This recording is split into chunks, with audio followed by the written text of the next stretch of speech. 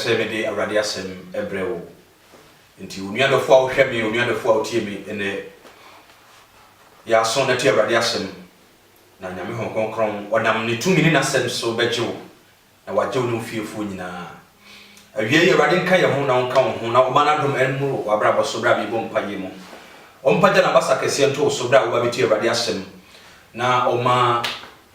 na ni wonyam ensa ne mra asase so e wo fie ni ba bia wo biara e wo so wo Yesu din mu ene meto me program me ba be se anidaso woni daso asan na bibia se wabrabo so na abibia awu ama anidaso bia bi wabrabo so ene me pese me kire o se onyankopon tumi ade nyina ye enti no de asai wabrabo so na awu ene Yesu Kristo di mu onam program iso be mana ba life wa brabo so enti no ne nyina ne se owo gidie wa awrade mu a awrade nam ne tumi so be sai anyane wa brabo no awrade be sai anyane di asai wa brabo so ade a ode won sa to so a sese asai awrade bitima mana ba life bio obi yare da kete so a woni nkwa nipa nyina declare ne so obewu ana nipa declare so ode onwu bio ene program mi ye me ya ma wo se ene me gina asafo awrade Yesu Kristo asem so se mewie no se obehwe se obewie no na onyankopon adeliverance na awrade ayiwa frisa amane biara utim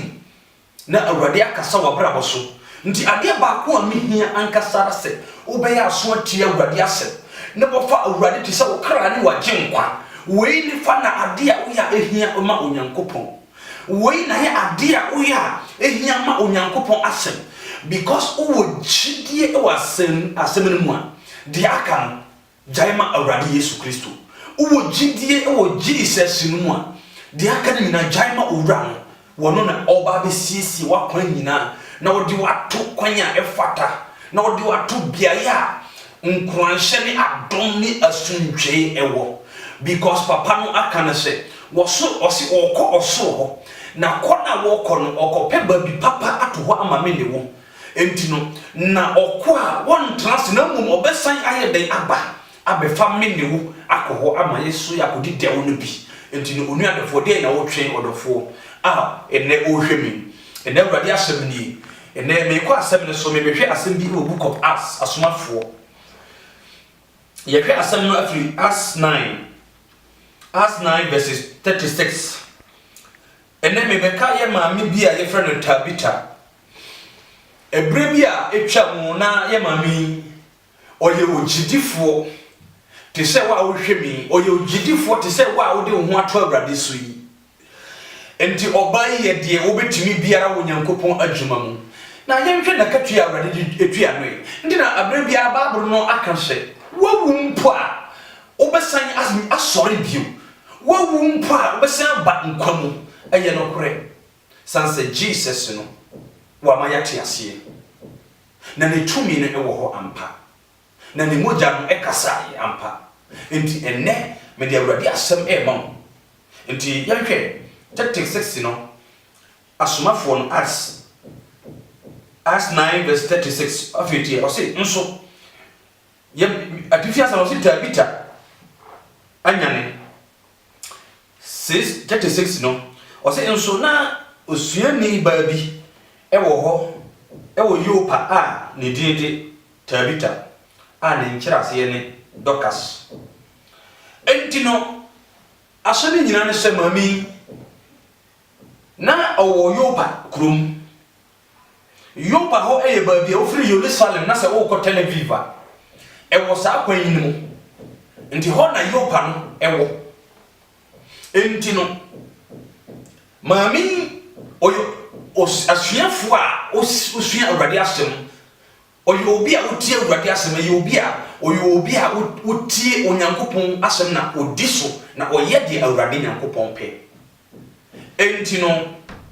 sa mami wo ewo ho ewo nyankopon ne din mami mami wo ewo ho ewo Yesu Kristo din mu na ebre bi mu ebetwa mu na mami asem bi beto mami wo ye hwe de eto mu nti no bi no ase obayi na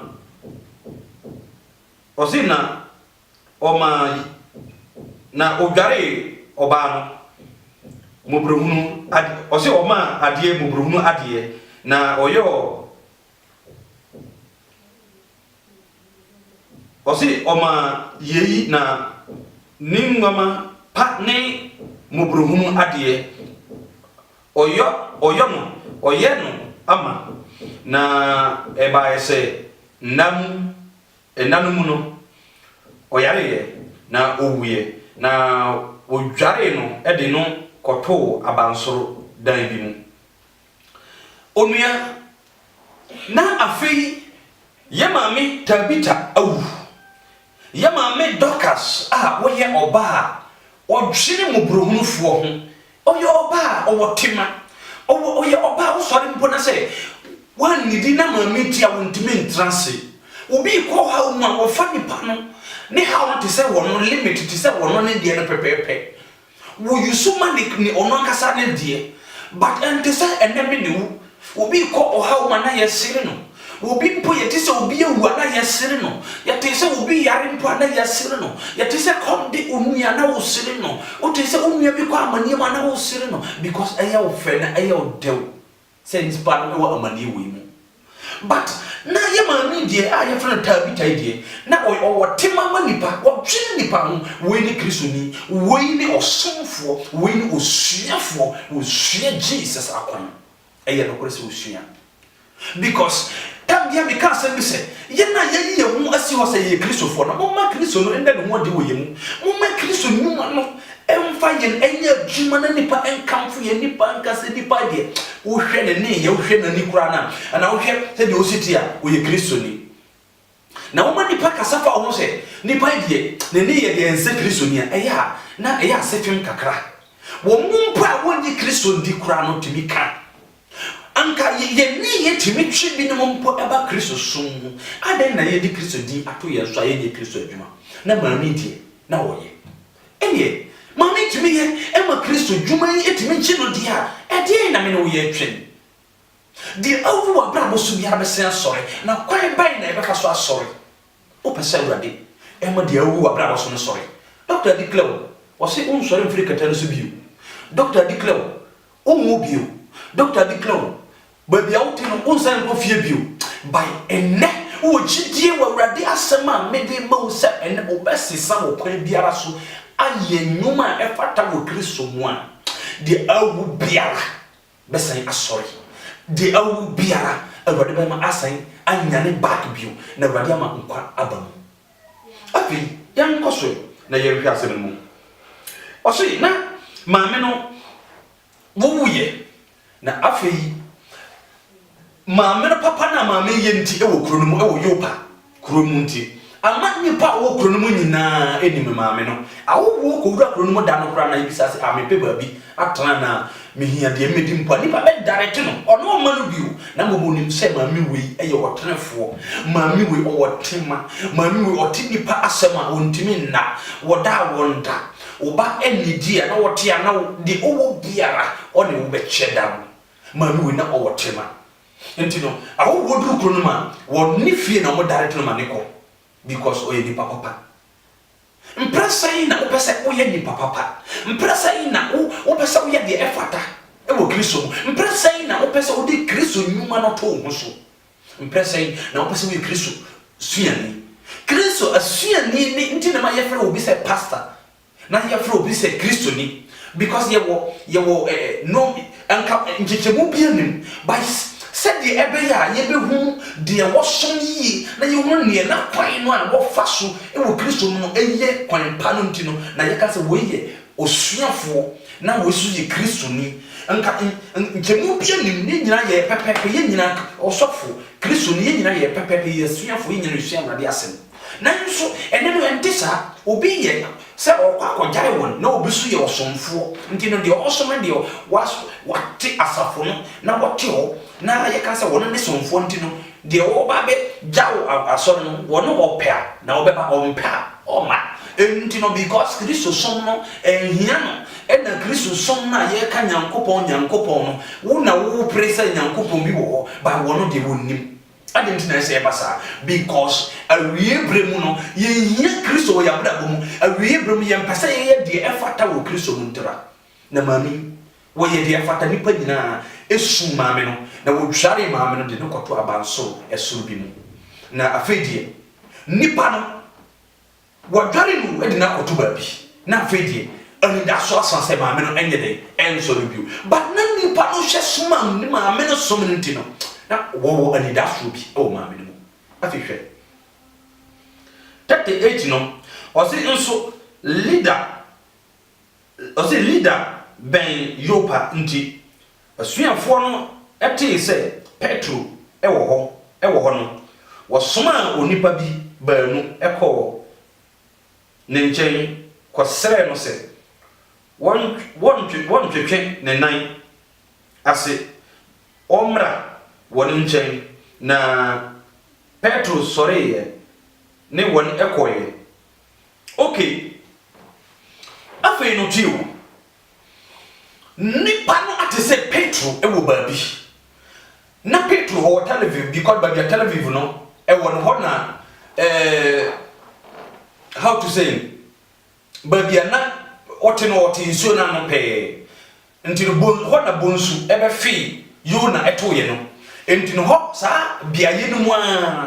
ho na okotran ye nti na wote ho no edwenwen enna wote se Petro eben Yopa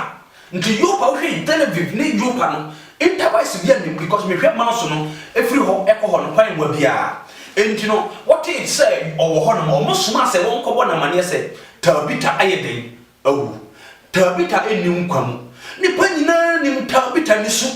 nipa nyina nim se ye Tabita esitie na Tabita frimudia ye wogidie pa mapa se nyame na wosom no betima ma Tabita asan sorry bio my goodness and ne wogidie wawrade mu wosom na wosom no ewo nokure mu se wosom awrade ye wakoma mu na wotra awrade mu gidie mu mapa enne de asai de anidaso bi aniso de onipa mpodwen a won triase no anidaso beba amawo na waka hye Jesus de anu wonyam owum na doctor ayi ni akopon epe afi yenhwe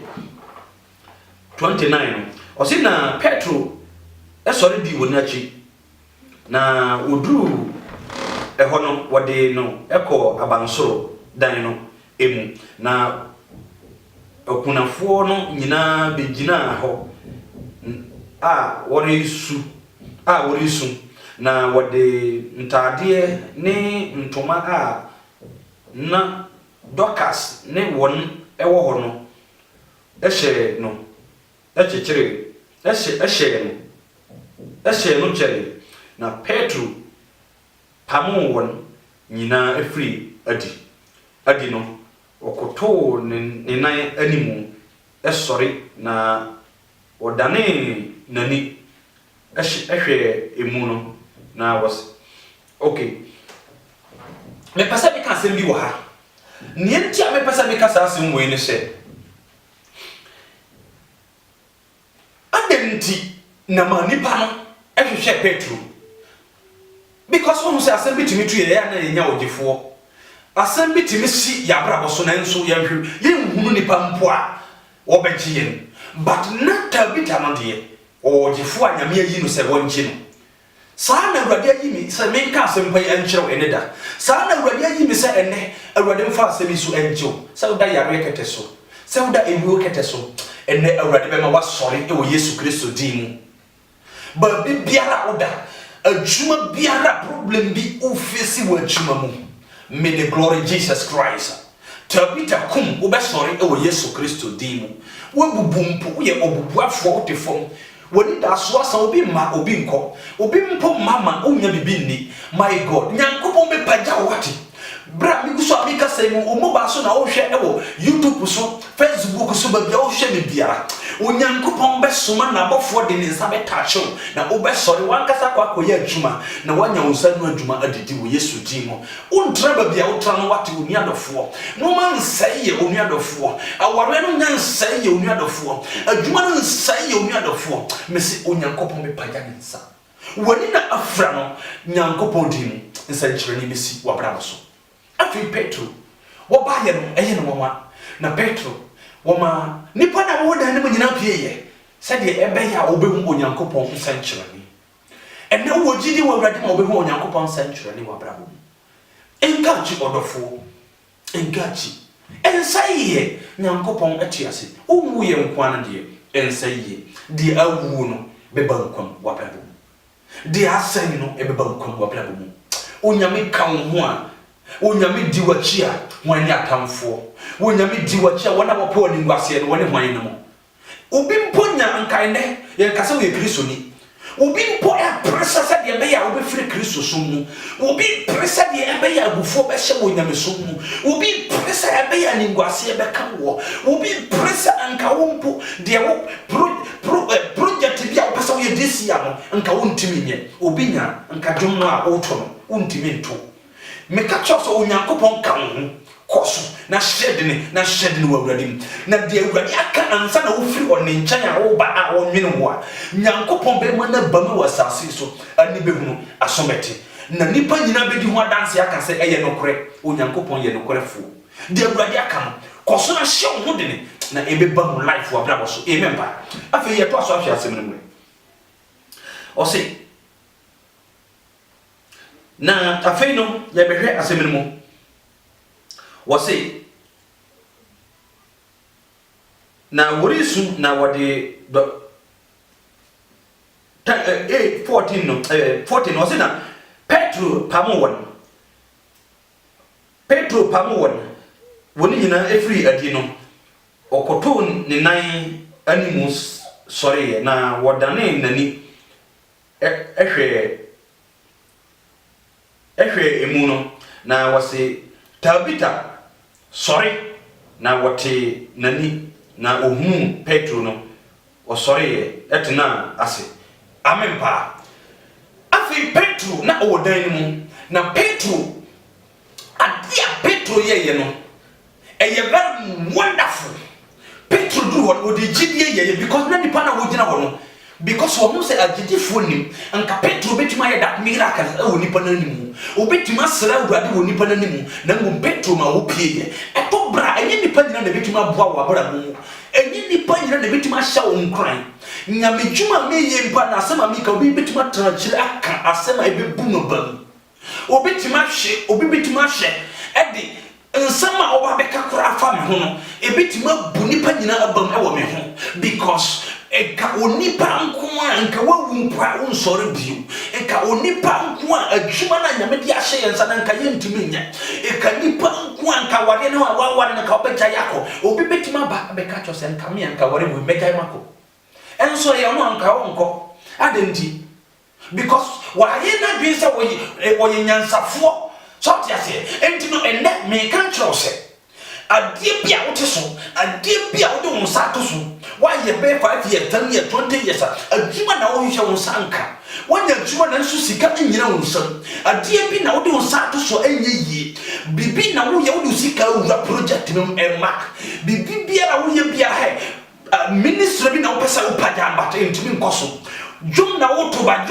no enkoso no ma ye basa ba me hye nkran ene da wo Yesu Kristo din mo se bra obeti asem we se obewie no nyankopɔ to me beba on chancesia na urade to me touch o prekope na de ase wa bra so nsabone bi na so mu to me bi na so mu fie koso na so mu urade be panya ne nsama oje aye odia yare na eti osuna be yesam yes yare be na da so fibroid nyankopɔ be to yare na firi ho me bompa yes urade ene na Peter Paul nyankopɔ Paul ti me bompa ye ema ewufo anyane e wadaka mu na Peter susu bompa ye Tabita sorry dia enye Tabita kum de asai no urade ma emkwa embra mo e wo Yesu Kristo di mo de na ni afra no fa wonsa esane na ni tritamta kase Tabita in the name of Jesus Christ na ni bete in the name of Jesus usisi eya oya fa wonsa to so 3 times Tabita kum Tabitha kom usisi no Yesu Kristo besa odompe yare o kan book of Isaiah 37 no Bible say Israel dompe na akokwa na anwonyam bia ni so na onyankopon yi akoa no ebo mpaye ka sa Awurade home emmra dompe mu na emma nkwa na Bible say nkwa ba mu na onyankopon home gu wo ne ma na wonya ahoden na wotumi akasa yeso so ende de oyemum na wontumi nkasa no oba na oyemum na wontumi nkasa no ende me ka kira say Tabitha kom o de nyankopon Jesus nyankopon di mo na sa nsuo keke nsuo na wasa no kofa nkyene ba akopɛ na fa wura nsuo no mo na paja nsuo ka say Tabitha kom 3 times na ma wono nsuo no Yesu Kristo di mo Tabitha kom ma onyame be paja ne nsa ma na kasa wo Yesu Kristo di mo onyankopon wo tome se ende nkwa beba nyame wo tome se de awo no benya nkwa me se ende fa bread o yam fa nsuo keke na sa enchine 2 Kings 2 verse 19 na Bible just say onyankopon akoa no ebompaye esa Jericho nsuo yare na wo kansa monfa enchine mbre me na wo de bre no kansa monfa ayewa afofo na wo de gu mu na wo de ma no paja ko so hwe gu mu na nkwa ebaye na enne me ka kiro se fa gu mu na paja nsuo no wo so wo Yesu Kristo dim ka say Jesus 3 times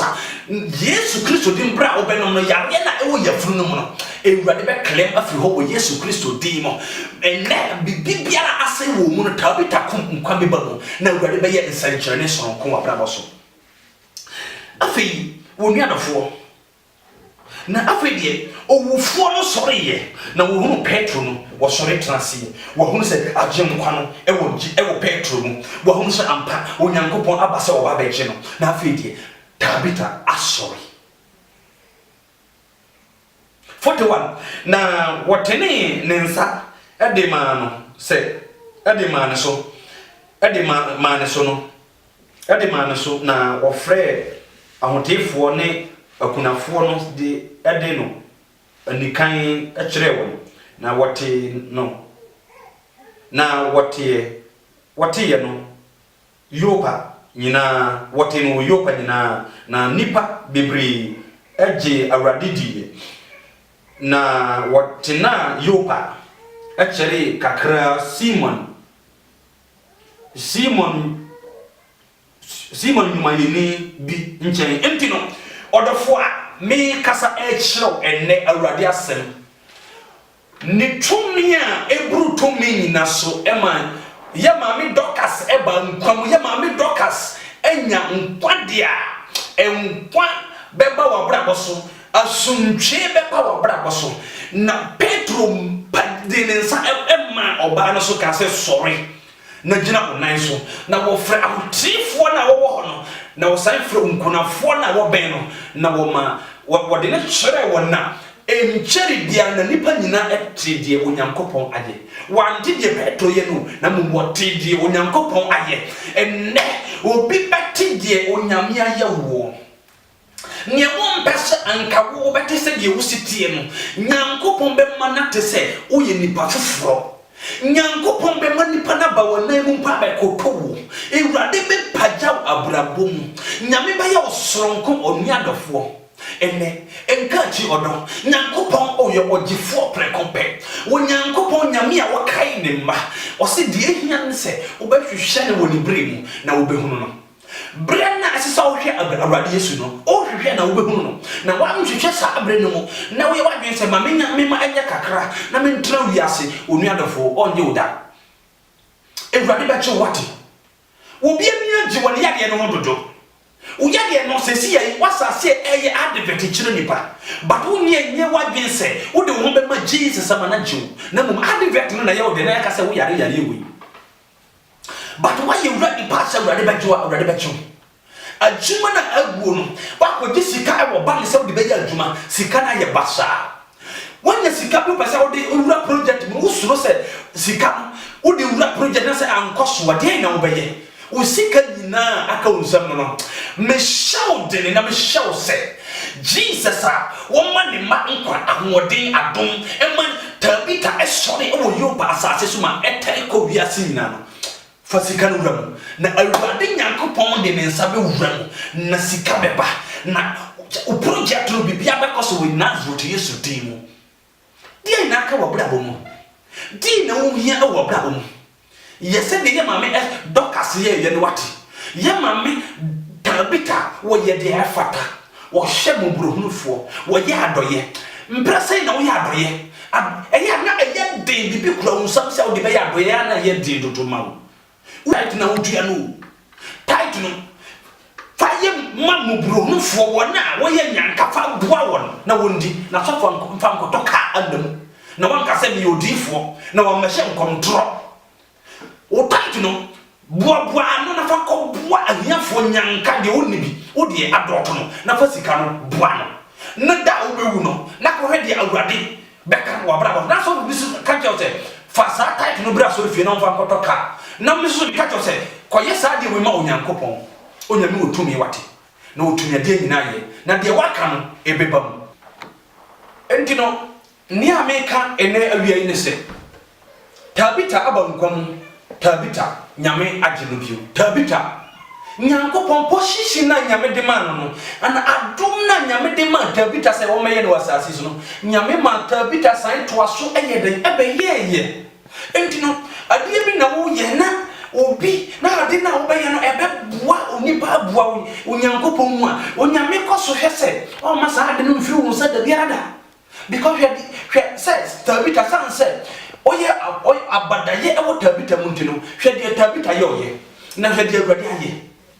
Entino, Tabita say back bio sign by ye dear, SSA Wayen, and my neighbors. Unkuna for the walk room, my woman, a boa young canon. One young cran should be a bompire can say Radima Ubimra. Now what made it Tabita?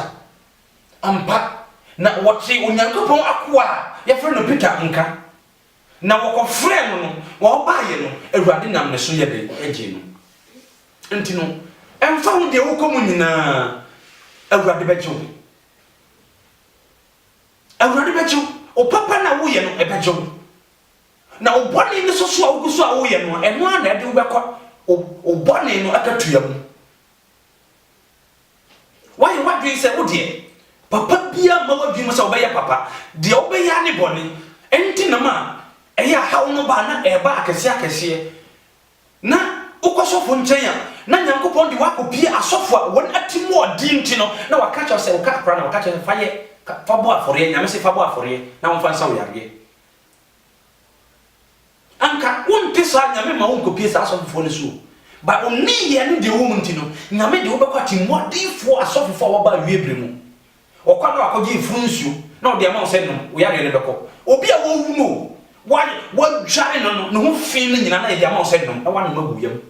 na wodi fola water ewo ewum na wadum ewo aguyam because of one nti wo de nyame anye wo afi de wo yare no ntimi nko uwu a obi ama ho bibi to a obi a enhwe wo gire kwan because boni ase o mama manti no ewurade ani enhwe wo na ewurade kora hwe wo kora wo hunu esuma kata wo so Tabita no na nyankopon konkron ahunu se Tabita wu na ewurade ma opportunity ma Tabita Peter ba ne nchen ebenyane no nti wan de be ba nchen ene dai sofu be na ewurade pesa wo pesa ewurade nam no so eje ene dai o pesa ewurade nam me program so eje wana o pesa ewurade nyankopon nam preaching so bra ye be kasa ye be na ewurade aye wo bibi e wo bra boso ene ene ewurade be ya ma wate ujidie ne se de ameka no ya asempa dia ene ogie be ba ama Yesu Kristo kasa na bra ewurade ka asempa no na ba mte Farisifo no kan se o kyerɛkyerɛ fo yenim se de wo kan eye no kore na wo nkyerɛkyerɛ de yenim se efira ewurade ho na ya hu se wo de so nsem bi ho na mmom de ye gidi ne se Moses woni ne yaga ye de yenimu na wo de wo firi he ade na wo gitum se Jesus ye agya no Jesus Christ no timechu ne nkyerɛkyerɛ nyina ye no kore na umma ugidie nkyerɛ sɛ ene ogie wo ho ma wo ugidie ne sa Awurade Nyankopɔn de me yɛ adwuma dia ene Awurade bituma ma asɛmi agyew ene asɛmi atache wakoma me ka kyerɛ sɛ Awurade bɛsana ene da akoma yare ɛda so ana pressure bi da so na mojabusuo bi ɛkɔso obrabo so yare nti doctor say ni nkyerɛ by the name of Jesus Christ o yare no akɔ Yesu din mu how by na da so any day unkoso no be lusu prekompa in the name of Jesus And then what over prisma oh shame wo mobaso. What over prisma oh shame any day. May declare the blood of Jesus Christ. What someone knew who Christo say Awurade manum ho me boni amanye. Awurade manum ho say and then me pia ko ye wadwuma. Awurade manum ho and then me declare the blood of Jesus Christ. Nazareth Yesu dimo. Awurade man lawyer obejo no obetwitwa ajo ene da. Na Yesu ye lawyer kesi a obejo ene da. Yesu ye lawyer kesi a obesano ene da. Na wo you are free prison in the name of Jesus. Ma we kan Awurade asem. Me kai brebi abrante bitambia ya meka e wo ye kurom. O yaroye na Awurade na me so asama meka chese abrante me sane ama wo abedi Nyankopon achi. Na me ne wo aye Awurade aduma na me ka chese abrante no me bo mpaye obi a woda ho na wo declare ewu na Awurade paja no wie no on kai mpo se makasa asem wo ya kire no da ndi sa nipa wo kɔ na wo ha kɔto na sa go hwe Awurade akire kwan